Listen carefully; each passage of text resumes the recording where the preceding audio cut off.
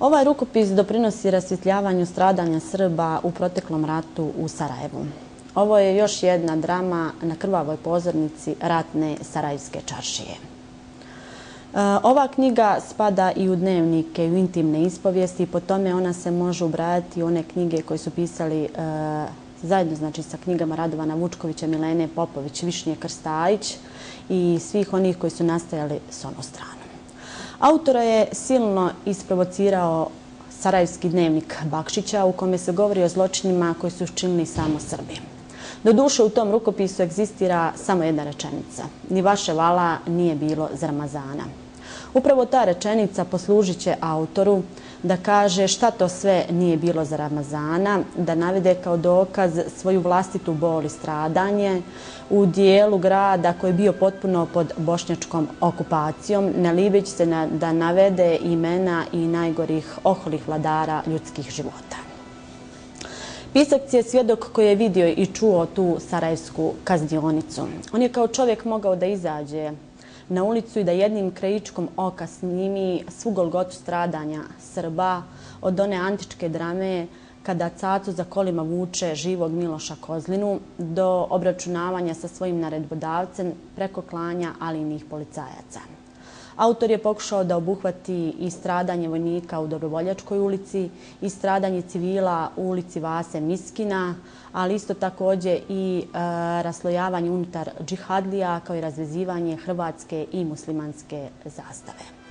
Kao čovjek koji je odrastao u jednom vremenu i pod utjecajem filozofije toga vremena, a kao Jugosloven po opredjeljenju, pisac je zatečen raspadom države po nacionalnim šavovima, zatečen je dojučerašnjim odnosom dojučerašnjih kolega i prijatelja, zatečen je različitim vidovima laži, zatečen je satanizacijom uništavanja i stradanja Srba, zatečen je različitim oblicima laži.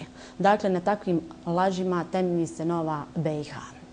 Ono što čini naročitu vrijednost ovoga dijela jeste nastojanje da se Sarajevo prikaže kao unutar zatvoren grad, kako bi se opljačkao srpski narod i kako bi se svijetu prikazao kao koncentracioni logor na kraju drugog milenijuma u savremenoj Evropi. Strah kao kategorija o kojoj Ivo Andrić vrlo često piše i koja uništava duhovnu vertikalu u strukturi ličnosti i koji je Čalija uzeo kao jedan vid uništavanja sarajevskih Srba, također predstavlja vrijednost ovoga dijela.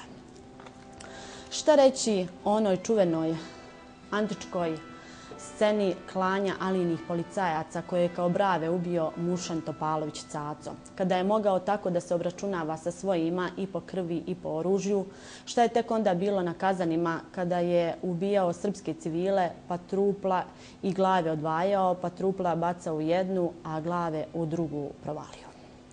Za ovaj rukopis može se reći da je dnevnik, intimna ispovijest i pojedinačna drama i sigurno je da sutra oni koji budu proučavali istoriju stradanja sarajevskih Srba neće moći mimoići ovaj rukopis. Autor je pokušao da zabilježi 40 godina svog mladalačkog, sportskog i radnog života i to najviše u dijelu grada, u starom dijelu grada, odnosno u Bistriku, pod okupacijom 10. brdske brigade i po zlu čuvenom Mušanu Topaloviću Cacu. Naslov Prokleta Sarajevska čaršija u potpunosti odgovara prokletstvu svih stradalih Srba u Sarajevu kao i onih koji su preživjeli tu ratnu golgotu. Autor je iz Sarajeva izašao 1994. godine poslije 820 dana životarenja.